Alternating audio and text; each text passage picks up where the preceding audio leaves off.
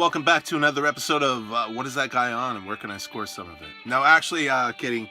It's Sit and Spin with Joe and me, your host, Joe Royland. And today on the show, due to the fact that of lack of that, nothing else really excitingly new that I wanted to talk about on, but new to me, because this is something that just recently came into my possession. And it gives me a chance to expose on one of my all-time favorite records, and that would be the lone self-titled album from the English band The La's, finally reissued on vinyl recently. Now, as I said, La's, English rock band from Liverpool, got their start in 1983, being formed by singer-guitarists Mike Badger and Lee Mavers, or Mavers, however you want to say it. I'm probably going to screw it up a couple times saying this. And they had a kind of an ever-shifting lineup, especially in the drum and guitar chair. And Badger himself was out of the group by 86 from the band he formed. But through it all, the core duo of Lee Mavers and bassist vocalist John Power kind of oversaw the La's themselves. And mostly that shifting lineup was in the drum and guitar chairs. The drum chair saw a lot of changes, with such notables as Chris Sharrock at one time playing in the band, who would go on to play with the likes of Oasis and Will Party and a host of other people. And eventually, Lee Mavers' younger brother Neil came in and joined the band on the drum chair, and he held it longer than anybody. And there was also a long, too many to go into, string of lead guitar players in the band. Now, the Scousers took their name for the Liverpudlian, let's say that correctly, slang for the lads, and Scousers is actually Liverpudlian slang as well as somebody who's from Liverpool.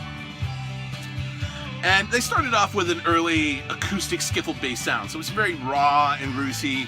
And it later emerged with elements of a bit of the Mersey beat and other, of course, 60s British rock artists like the Stones and, of course, fellow hometown boys and the Beatles, as well as a healthy dose of American artists like Chuck Berry and Captain Beefheart, who was a big influence on the band.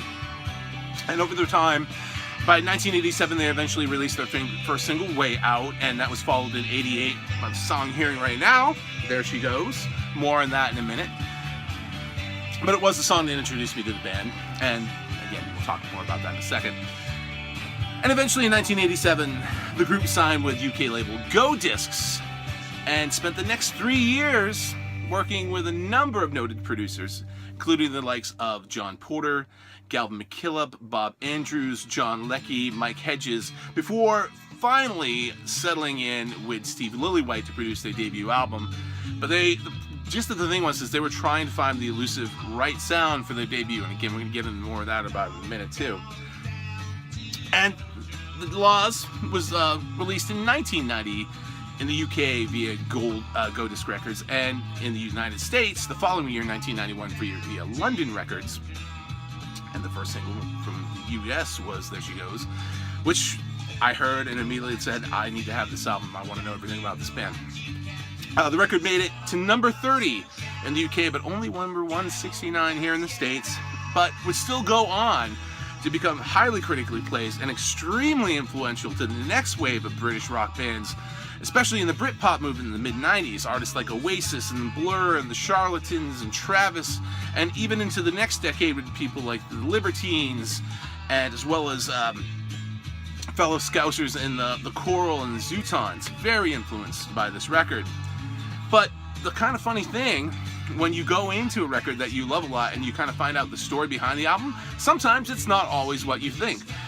Interestingly enough, when I found out the backstory of this band, I was really surprised, because this record, to me, is so beloved and so great. When you find out the true history of it, it's kind of fun, kind of surprising. And that true history being that the band themselves, Lee Mavers, is known as being somewhat eccentric, and that he's a perfectionist to the max. And that's why they spent 3 years working through a string of producers trying to find the right sound. And they got most of the album done with Steve Lillywhite, but it wasn't easy. There were a lot of frustrations between the band and the record label, with Go Discs having spent 3 years of their time and money and all spending it on all these producers trying to get a record out of these guys, and still weren't seeing anything for their investment. And Mavers, between that and Mavers, just like not happy. Eventually the band just kind of like walked out of the sessions, mostly done but not completely finished. In the interim, you've got Godis going to Steve Lillywhite saying, okay, look, we need to put something out. We need to get some kind of return on our investment. And Lillywhite, tasked with the position of take what you have and make something out of it that we can release, which he did. Much to the consternation of the band, who, especially Mavericks, who ended up being really not happy about it, and they basically disowned and disavowed the album right away, and just was like, this is not what we intended, and there were other crazy stories on it, like, oh, we purposely did bad takes and all this other stuff, but I find that hard to believe, because the record is just so damn good that it doesn't seem like screw-ups and stuff to me. It's pretty awesome. It's full of great melodies, timeless tunes. In fact, one of the other singles and great songs on it is a song called Timeless Melody, was released as a single. But again, the centerpiece of the album is obviously There She Goes, which in my humble opinion, just may well be one of, if not the finest pop songs ever recorded. I love everything about this song. I've never made any hidden thing about this. You know me, I've posted this song on Song of the Day a number of times and proclaiming my love for it.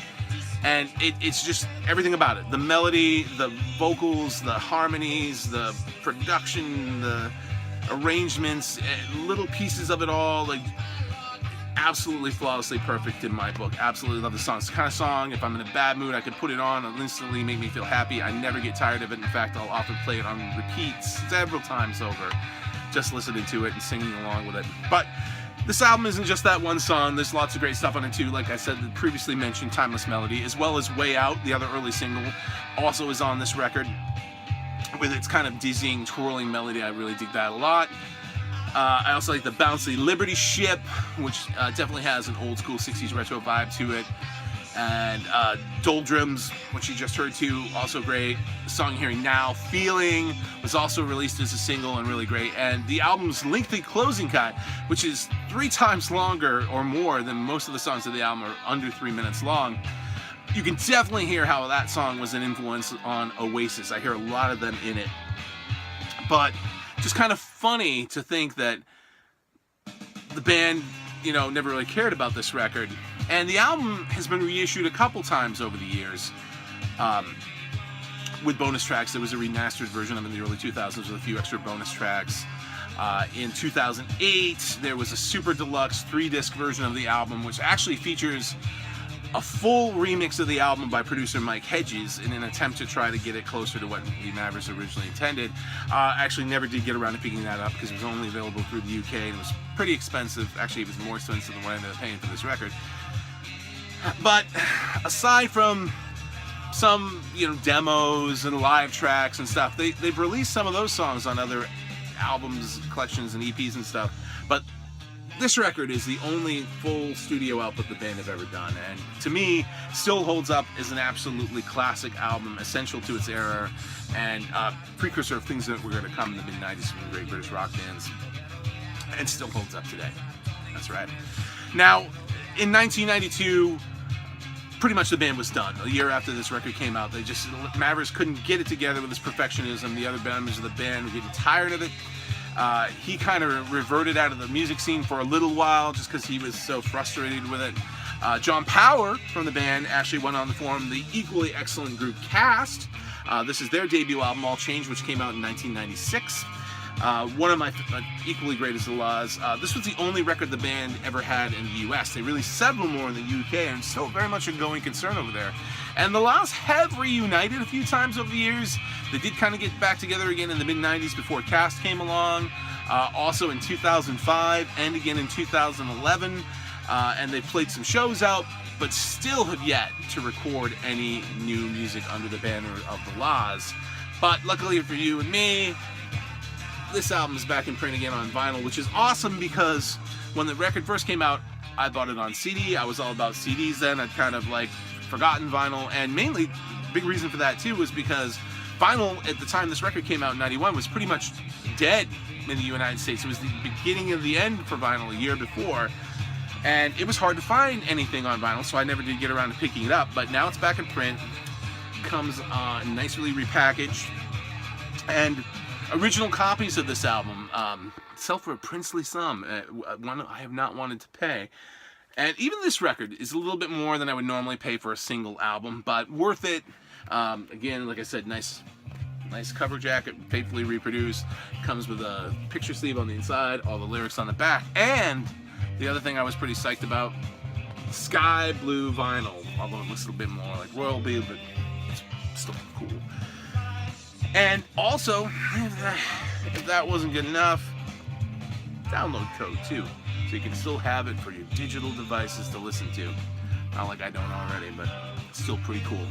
But very psyched that The Laws is back out on vinyl. If you are a fan of British pop and rock, you've never heard of The Laws, probably heard There She Goes, but never heard the rest of the album, highly recommended, well worth checking it out, and glad I had the chance to finally talk about a favorite album of mine from the past, even if it's not new. You may have noticed some more Righteous Vinyl shirt. My friend Scott and I over at Righteous Vinyl, hopefully you're checking out his show when he puts them up. We are hoping to do a joint show coming up soon. Not a joint show, but a joint show. We're just waiting on our subject matter to arrive. It'll be pretty cool. I think we're going to have fun with it when we can eventually get it out. But in the meantime, continue to tune into the show where hopefully I'll have something actually new for you next week or the next time you have a show out. Like I said, I know there's a ton of great stuff coming out in October. I'm very much looking forward to it, and I'll bring it to you when we have it. In the meantime, take it easy and thanks for tuning in. See you next time.